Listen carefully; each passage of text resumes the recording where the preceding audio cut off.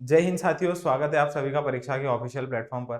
दोस्तों, मैं पुष्पेंद्र कुमरावत आप सभी के लिए लेके आया हूं यहाँ पर इनकम टैक्स का लेक्चर नंबर 5। हमने अभी तक इनकम टैक्स के 4 लेक्चर खत्म किए हैं। उसके बाद आज का हमारा 5th लेक्चर है।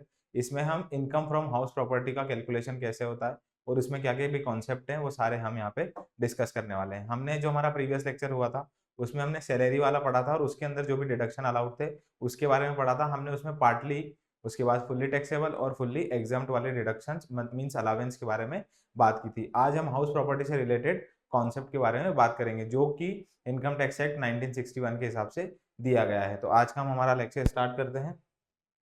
इसमें यहाँ पर मैंने जो कल आपको एक चार्ट दिखाया था उस चार्ट में मैंने सारे पांचों हेड के चार्जिंग सेक्शन बताए थे।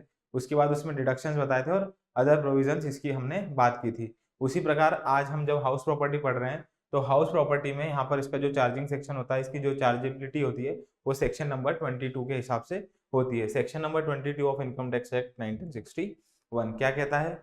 The process of computation of income under the head income from house property starts with the determination of annual value of the property. The concept of annual value and the method of determination is laid down in section number 23।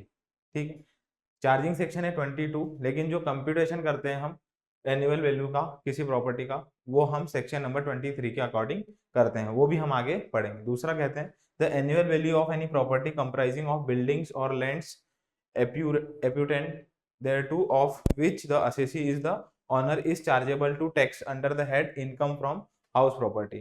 अब ये क्या हो गया? एप्यूटेंट का क्या मतलब हो गया? ये होता है कि जो भी बिल्डिंग होती है उसके साथ लैंड भी जुड़ा हुआ होना चाहिए, ऐसी प्रॉपर्टी को हाउस प्रॉपर्टी मानते हैं। ठीक है।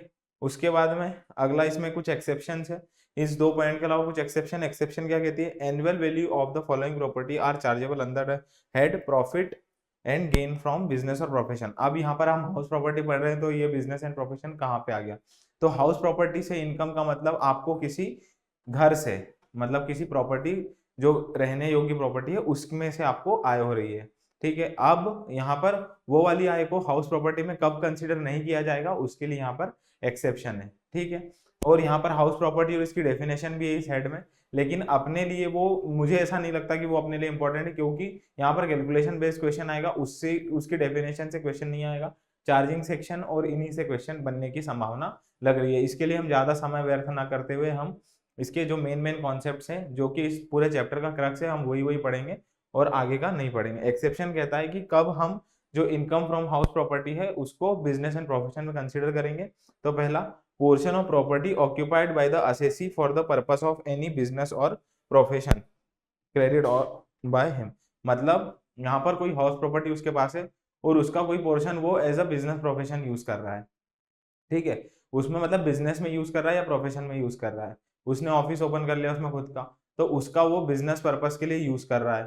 ठीक है, उस प्रॉपर्टी का, तो उसको उससे जो इनकम हो रही है उसको हम हाउस प्रॉपर्टी की इनकम में कंसिडर नहीं करेंगे। दूसरा होता है properties of an assessee engaged in the business of letting out of the properties. इसका मतलब है कि उसका जो काम ही है प्रॉपर्टी को किराए पे देना, प्रॉपर्टी को किराए पे चलाना ही उसका बिजनेस है। तो फिर उससे अगर उसको कोई आय हो रही है तो उसको हम बिजनेस प्रोफेशन की इनकम में लेके जाएंगे, ना कि हम उसका calculation as per house property किया जाएगा। मतलब अब जब आप टोटल इनकम कैलकुलेट करोगे तो उसमें आपको पांचों हेड की इनकम को ऐड करना होगा।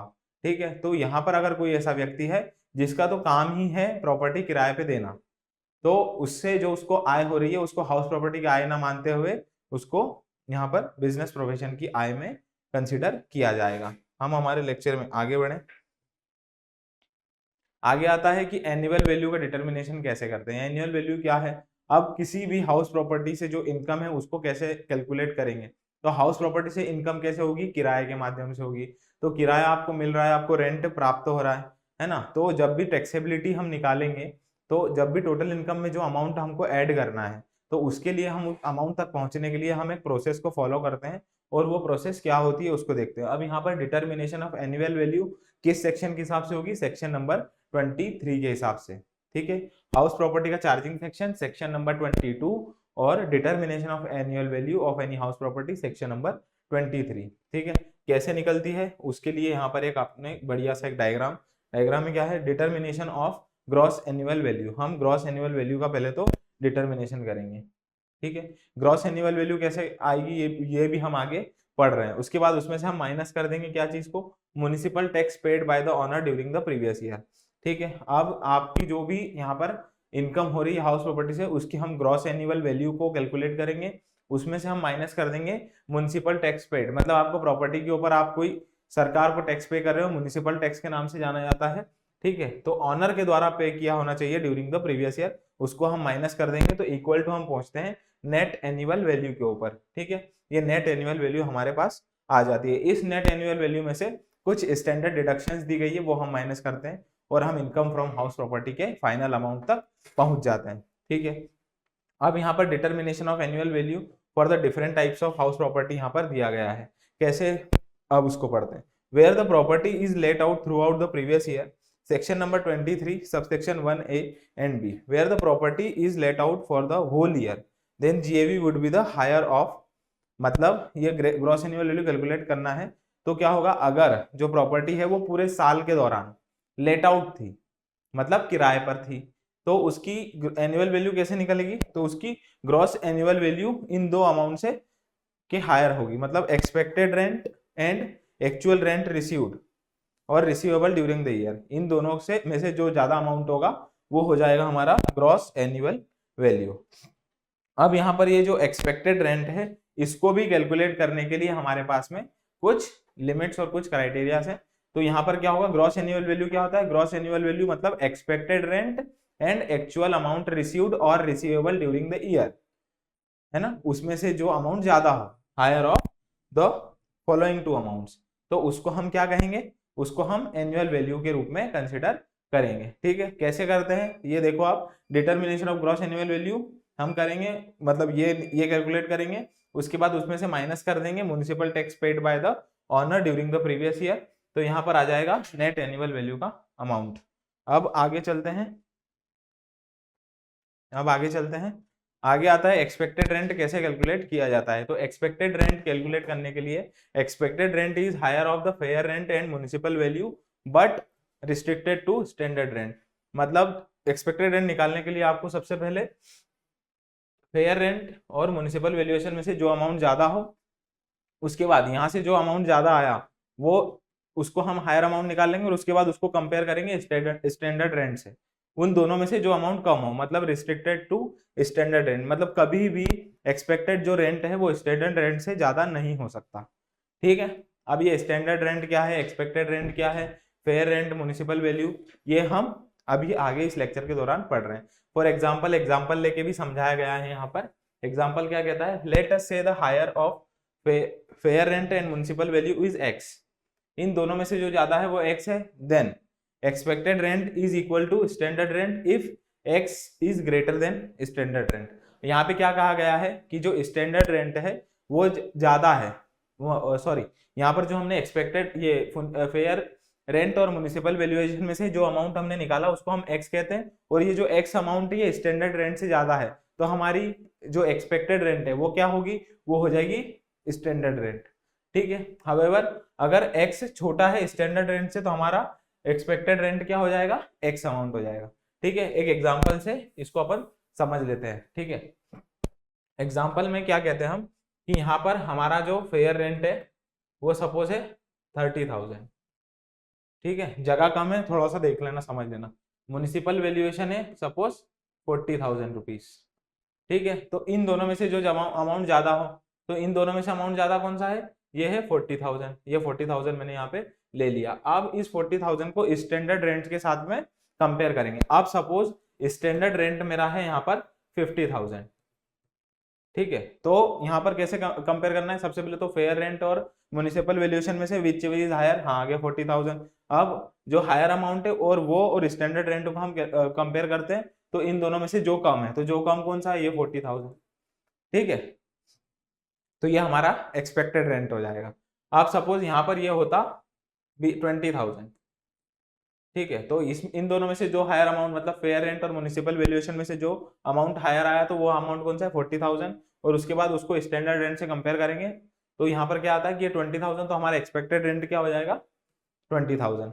अगर स्टैंडर्ड रेंट भी होता 40,000, तो उस केस में क्या होता, उस केस में होता कि हमारा एक्सपेक्टेड रेंट ही 40,000 हो जाता, स्टैंडर्ड रेंट के बराबर हो जाता। तो ये इस प्रकार से एक्सपेक्टेड रेंट को हम निकालते हैं, ठीक है। उसके बाद आगे क्या आता है, यहाँ आता है expected rent as per section 23(1) subsection A क्या कहता है, can not exceed standard rent. अभी बताया हमने एग्जांपल के थ्रू कि स्टैंडर्ड रेंट से ज्यादा नहीं हो सकता एक्सपेक्टेड रेंट, ठीक है, but it can be lower than standard rent. हाँ, स्टैंडर्ड रेंट से कम हो सकता है, ठीक। उसके बाद in a case where standard rent is more than the higher of municipal valuation and fair rent, ठीक है। मतलब जिस उस केस में जहां पर स्टैंडर्ड रेंट ज्यादा है किससे, फेयर रेंट और म्युनिसिपल वैल्यूएशन से, तो वहां पर एक्सपेक्टेड रेंट लोअर हो जाएगा स्टैंडर्ड रेंट से, ठीक है। यहाँ तक का आपको क्लियर हो गया होगा। म्युनिसिपल वैल्यू क्या होती है, municipal value is the value determined by the municipal authorities for levying municipal tax और हाउस प्रॉपर्टी। एक अपनी जो घर होता है, अपनी हाउस प्रॉपर्टी होती है, उसकी एक वैल्यूएशन किया जाता है म्युनिसिपल कॉर्पोरेशन के द्वारा, अथॉरिटी के द्वारा, और उसी के हिसाब से वो आपके ऊपर मकान टैक्स, आप संपत्ति कर भरते हो, प्रॉपर्टी टैक्स है ना, वो वहां पे आपके ऊपर लेवी करते हैं, ठीक है, आप पे लगाते हैं। तो उसका जो कैलकुलेशन करने के लिए वो म्युनिसिपल वैल्यू निकालते हैं, उस वैल्यू की ही, उसी वैल्यू को म्युनिसिपल वैल्यू कहते हैं। उसके बाद आता है fair rent. Fair rent means rent which similar property in the same locality would fetch.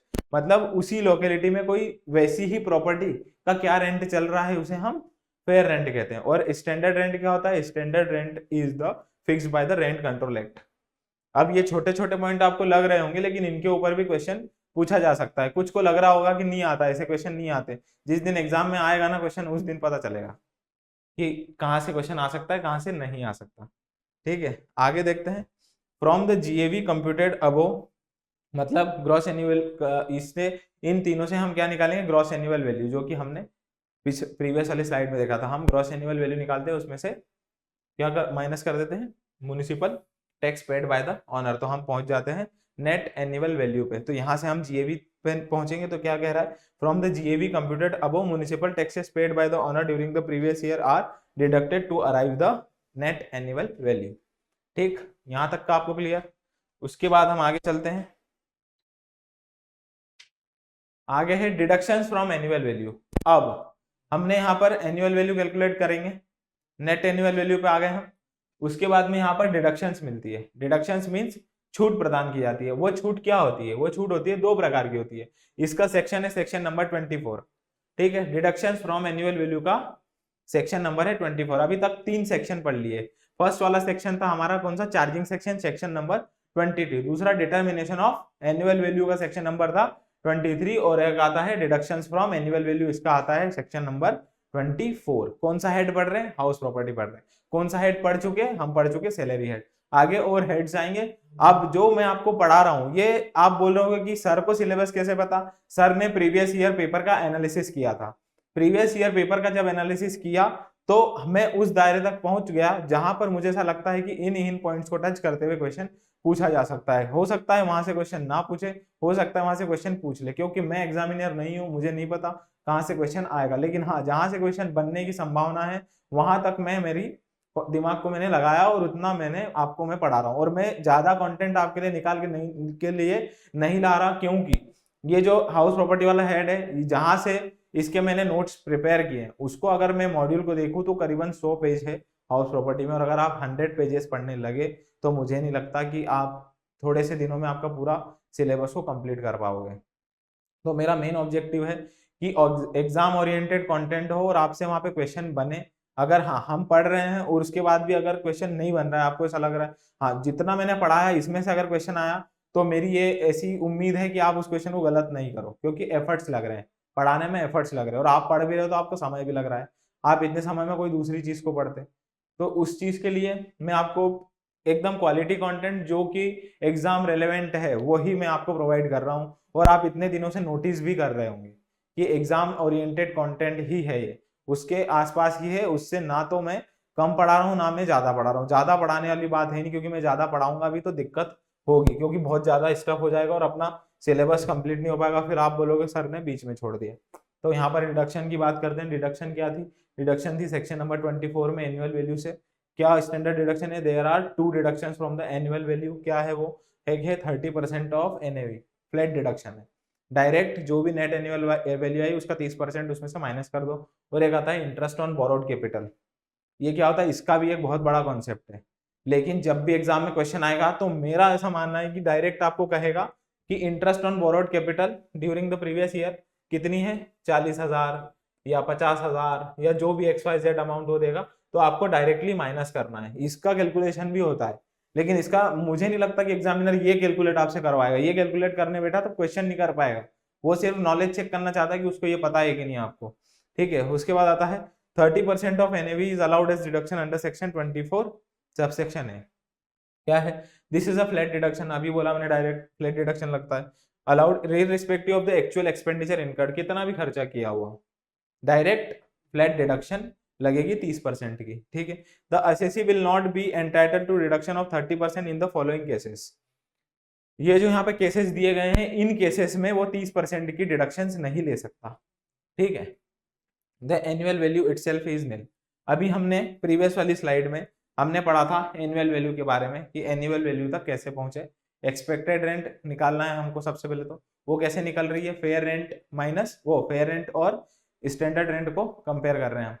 Fair rent और municipal valuation whichever is higher और लोअर, फिर उसको हम किससे कंपेयर कर रहे हैं, स्टैंडर्ड रेंट से। स्टैंडर्ड रेंट और हायर वाले अमाउंट को कंपेयर करके जो लोअर अमाउंट है वो हमारा हो गया एक्सपेक्टेड रेंट। ठीक है, और उसके बाद में हम उसका कैलकुलेशन कर रहे हैं नेट एनुअल वैल्यू।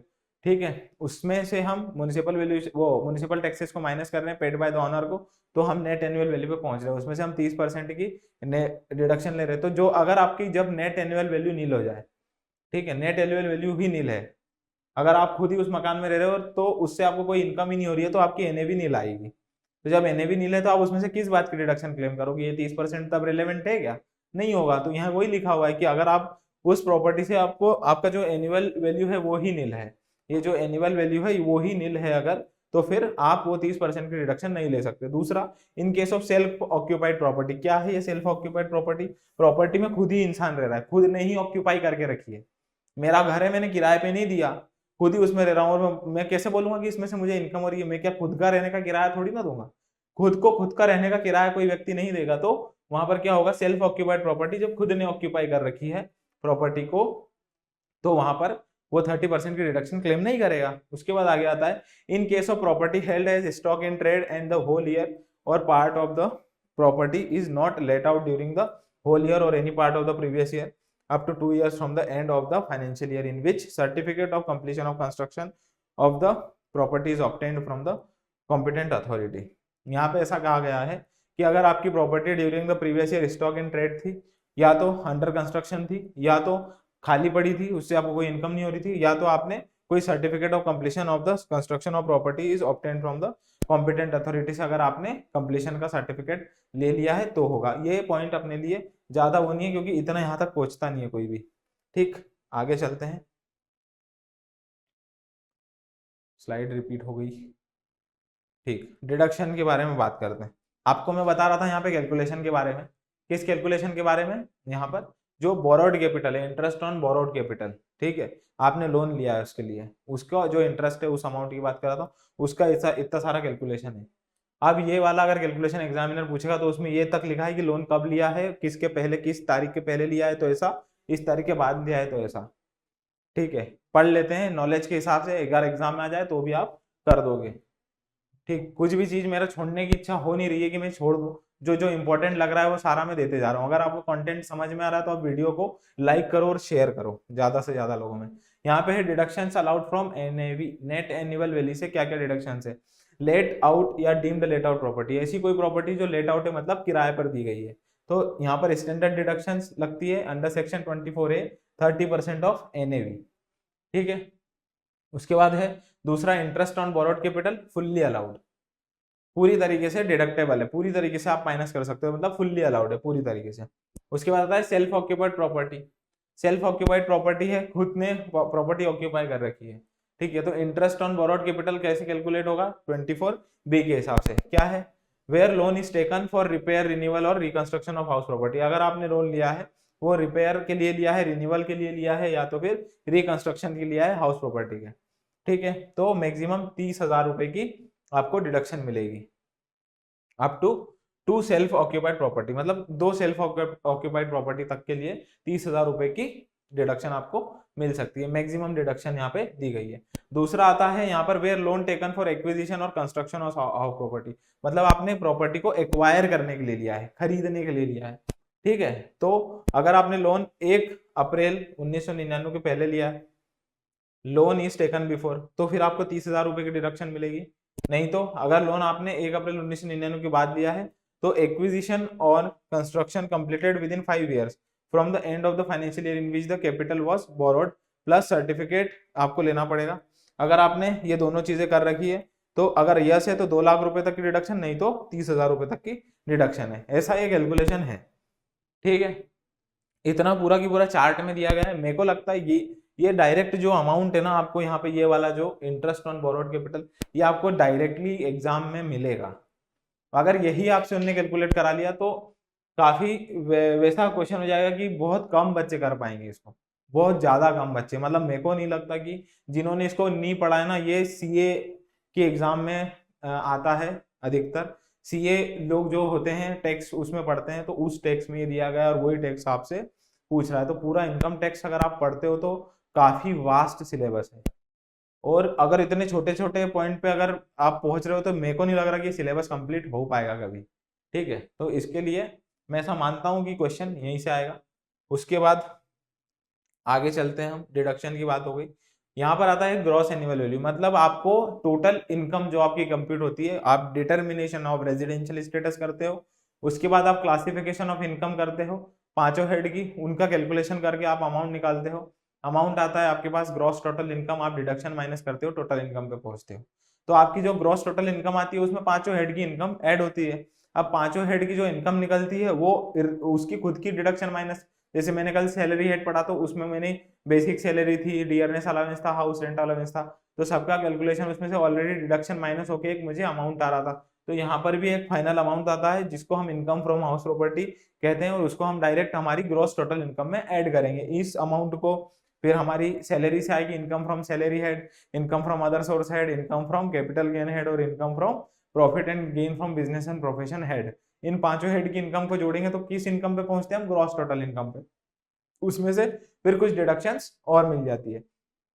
तो यहाँ पर उस इनकम फ्रॉम हाउस प्रॉपर्टी तक हम कैसे पहुंचेंगे? तो सबसे पहले तो आपको क्या करना है, यहाँ पर उन्होंने बताया आपको एक्सपेक्टेड रेंट कैलकुलेट करना है। एक्सपेक्टेड रेंट कैसे आ रहा है? फेयर रेंट और म्युनिसिपल वैल्यूएशन का जो हायर अमाउंट है वो, ठीक है, उसको हम स्टैंडर्ड रेंट से कंपेयर करेंगे, उनमें से दोनों में से जो कम हो तो आ गया हमारा एक्सपेक्टेड रेंट या रिस्ट्रिक्टेड टू स्टैंडर्ड रेंट, ठीक। उसके बाद आता है यहाँ पर एक्चुअल रेंट रिसीव्ड रिसीवेबल, तो ये देखेंगे less unrealised rent as per rule number 4। हाँ, एक्चुअल रेंट रिसीव्ड और रिसीवेबल, मतलब आपको कोई एक्चुअल जितना अमाउंट मिला उसमें से अगर कोई अमाउंट अनरियलाइज रह गया, मतलब नहीं मिल पाएगा या नहीं मिल पा रहा, तो उसको हम माइनस कर देते हैं, ठीक है।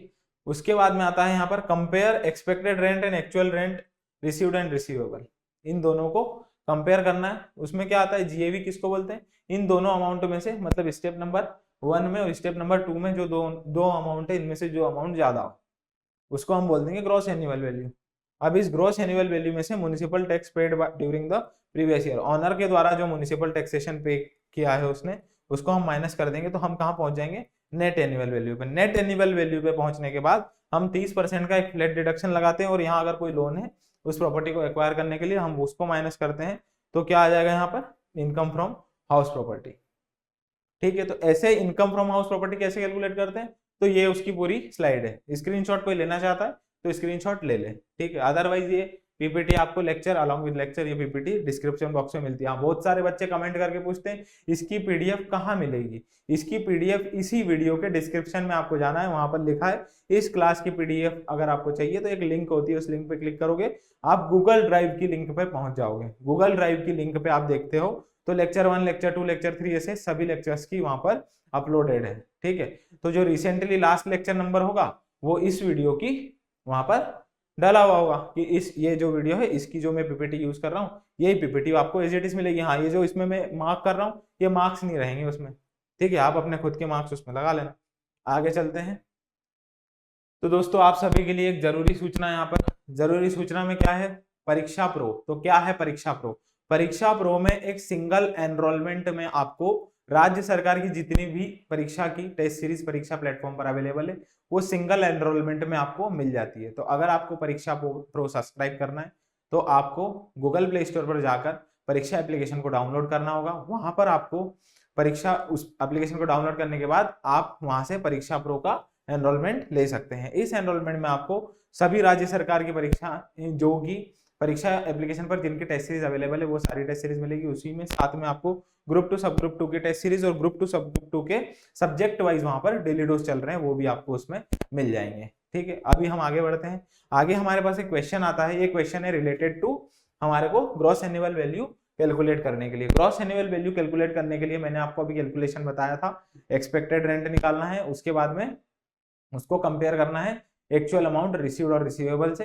तो हम पहुंच जाएंगे कहां पर, ग्रॉस एनुअल वैल्यू पर। तो आइए इस क्वेश्चन को हल करते हैं। इस क्वेश्चन में हमारे पास में 5 केस दिए गए हैं, इन पांचों केस के लिए हम यहाँ पर कैलकुलेशन करके देखेंगे। ठीक है, तो हम आगे चलते हैं। इस क्वेश्चन का सबसे पहले आप लोग स्क्रीनशॉट ले लो, क्योंकि ये क्वेश्चन अभी मैं यहाँ से हटा दूंगा और उसके बाद हम नेक्स्ट वाले पेज के ऊपर कैलकुलेशन करेंगे। तो अगर यहाँ पर मैं कर रहा हूँ कैलकुलेशन तो सही ढंग से दिखेगा नहीं, मैं इस पे भी कर सकता हूँ, लेकिन हम यहाँ पर कैलकुलेशन करते हैं। सभी ने स्क्रीनशॉट ले लिया होगा। ठीक है, आगे चलते हैं। सबसे पहले तो हम इसमें house 1, house 2, house 3, house 4, house 5 के लिए यहाँ पर हम कैलकुलेशन करेंगे। तो सबसे पहले हमको निकालना पड़ता है एक्सपेक्टेड रेंट। ठीक है, तो एक्सपेक्टेड रेंट यानी सबसे पहले एक्सपेक्टेड रेंट कैसे निकलता है, तो सबसे पहले आता है हमारे पास म्युनिसिपल वैल्यूएशन, दूसरा अमाउंट आता है हमारे पास में फेयर रेंट। ठीक है, इन दोनों में से जो हायर हो, इन दोनों में से जो हायर हो उसको मैं ए नाम दे देता हूँ। उसके बाद तीसरा आता है मेरे पास में स्टैंडर्ड रेंट। ठीक है, इन दोनों में से जो अमाउंट लोअर होगा वो मेरे लिए क्या बन जाएगा, एक्सपेक्टेड रेंट बन जाएगा। यहाँ तक का सबको क्लियर है? अभी अमाउंट नहीं लिखे हैं, मैंने सिर्फ फॉर्मेट बनाया है। अब ये आ गया मेरा एक्सपेक्टेड रेंट। ठीक है, इसको मैं रोमन का 1 नंबर दे देता हूँ और उसके बाद में यहाँ पे आता है मेरे पास अमाउंट एक्चुअल रेंट रिसीव्ड और रिसीवेबल। ठीक है, ये हो गया मेरा रोमन का, इसको मैंने नंबर दिया 2। ठीक है, इन दोनों में से जो अमाउंट हायर होगा उसको ही मैं GAV कहूंगा, ग्रॉस एनुअल वैल्यू कहूंगा। भैया थोड़ा सा एडजस्ट कर लेना, देख लेना कि आपको दिख रहा है प्रॉपर या नहीं, कोई यहाँ पर कट तो नहीं रहा है नीचे, आपको सही प्रॉपर दिख रहा होगा। ठीक है, अब फर्स्ट वाले हाउस के केस में म्युनिसिपल वैल्यूएशन कितना है यहाँ पर 80,000 रुपीज, फेयर रेंट है यहाँ पर 90,000 रुपीज। ठीक, हायर दोनों का आ गया 90,000 रुपीज। स्टैंडर्ड रेंट पहले वाले केस में नहीं है, तो एक्सपेक्टेड रेंट मेरा कितना हो गया 90,000। यहाँ तक का सबको क्लियर है। एक्चुअल रेंट रिसीव्ड और रिसीवेबल स्क्रीनशॉट लिया है आपने, देखो कितना अमाउंट है, अमाउंट है यहाँ पर 72,000 का। ठीक है, इन दोनों में से जो ज्यादा होगा, इन दोनों अमाउंट में से जो अमाउंट सबसे ज्यादा होगा उसको क्या कहेंगे, उसको हम कहेंगे हमारा GAV है ये 90,000। सबको यहाँ पर क्लियर है? कमेंट कर देना, किसी को कोई प्रॉब्लम हो तो पूछ लेना। ठीक, दूसरा वाला हाउस के लिए, दूसरा वाला हाउस के लिए, पहले वाला हाउस का सबको क्लियर हो गया होगा, दूसरे वाले हाउस के लिए, दूसरे वाले हाउस के केस में यहाँ पर है म्युनिसिपल वैल्यूएशन 55,000। ठीक है, इसके बाद है 60,000 का फेयर रेंट है। इन दोनों में से जो अमाउंट ज्यादा हो, ज्यादा अमाउंट है 60,000। ठीक, उसके बाद में यहाँ पर स्टैंडर्ड रेंट दिया है, स्टैंडर्ड रेंट है यहाँ पे 75,000। इन दोनों में से जो अमाउंट कम है, दोनों में से कौन सा अमाउंट कम है, ये 60,000, तो ये 60,000 मेरा बन गया एक्सपेक्टेड रेंट। इस एक्सपेक्टेड रेंट में से क्या माइनस, मतलब क्या, अब किससे कंपेयर करना है इसको, मेरे को कंपेयर करना पड़ेगा एक्चुअल रेंट। तो एक्चुअल रेंट इस केस में भी है 72,000। इन दोनों में से जो ज्यादा अमाउंट होगा वो मेरा बन जाएगा GAV। तो ज्यादा अमाउंट कौन सा है, 72,000। दूसरा केस खत्म। तीसरे केस पे आते हैं। तीसरे केस में क्या कहा है हाउस के, इसमें है हमको 65 दोनों दिया है।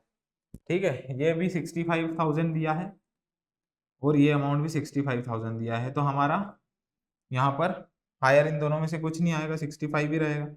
ठीक है, उसके बाद इसको कंपेयर करना है स्टैंडर्ड रेंट से।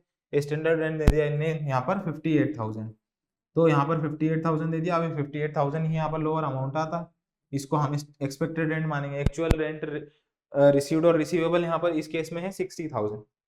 ठीक है, इन दोनों में से जो अमाउंट हायर, ठीक, ये 60,000 ही मेरी जीएवी हो गई, ग्रॉस एनुअल वैल्यू।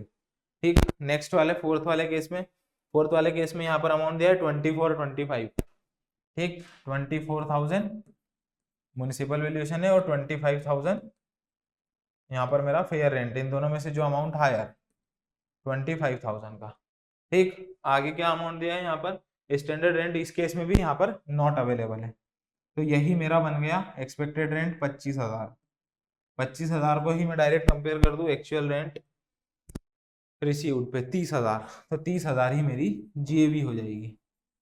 ठीक, सबको मेरे हिसाब से समझ में आ रहा है? ठीक है, मैं ऐसा मान रहा हूँ। ठीक, आगे लास्ट वाला केस क्या कहता है? लास्ट वाला केस में यहाँ पर 80, 75, 78 और 72 है। यहाँ पर है 80,000, यहाँ पे है 75,000, इन दोनों में से जो हायर 80,000। ठीक है, यहाँ पर अमाउंट दिया स्टैंडर्ड रेंट 72,000, एक बार क्रॉस चेक कर ले, 80,000 सॉरी 80,000 दिया है ये, तो 80,000 ये इक्वल है इसके, तो ये 80,000 ही क्या हो जाएगा हमारा 80,000 एक्सपेक्टेड रेंट हो जाएगा। और उसके बाद आता है यहाँ पर 72,000 एक्चुअल रेंट रिसीव्ड और रिसीवेबल। अब देखो इसको इनकम कितनी हो रही है 72,000 के, लेकिन यहाँ पर 80,000 क्या बनेगा इसका, 80,000 बनेगा इसका हायर जीएवी, जो ग्रॉस एनुअल वैल्यू है वो 80,000 रुपए यहाँ पर आएगी। तो भले इनकम आपको कम भी हो रही है, लेकिन आपका टैक्स आपको मतलब आपकी जो जीएवी है वो ज्यादा ही बन सकती है, क्योंकि सरकार ने कैलकुलेशन दिया है। हमने 5 केस यहाँ पे खत्म कर लिए। ठीक है, तो ये था हमारा आज का लेक्चर, इसमें हमने हाउस प्रॉपर्टी को यहाँ पे खत्म किया है। ठीक, अब इसमें अगर हाउस प्रॉपर्टी में कुछ और चीजें रह जाती है तो उसमें हम और देख लेंगे। इसमें अगर कोई चीज छूट रही होगी मैं एक बार फिर से नोट्स देख लूंगा, अगर उसमें कुछ मिलेगा तो मैं आपको बता दूंगा। तो मुझे लग रहा है आपको ये लेक्चर समझ में आया होगा। आप इस लेक्चर को लाइक करें, इस चैनल को सब्सक्राइब करें और इस वीडियो को ज्यादा से ज्यादा लोगों में शेयर करें, ताकि सभी बच्चे अपनी तैयारी अच्छे से कर सके। आपसे मैं विदा लेता हूँ, आपका दिन शुभ हो।